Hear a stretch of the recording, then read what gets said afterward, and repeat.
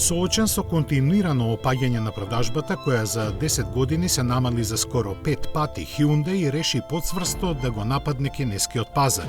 Ке стартува со симпатичниот кросовер Elexio, кој ќе биде прв од новото семејство базирано на моделите на Ioniq серијата. Со помош на инвестиција од преку $1,000,000,000 за негово производство ќе биде задолжена заедничката компанија што Hyundai ја има со Beijing Automotive, која заради слабата продажба мораше да затвори 2 од своите 4 фабрики. Дизајнот на новиот модел е целосно оригинален и различен од останатите возила на марката, а техничките детали се доста штури.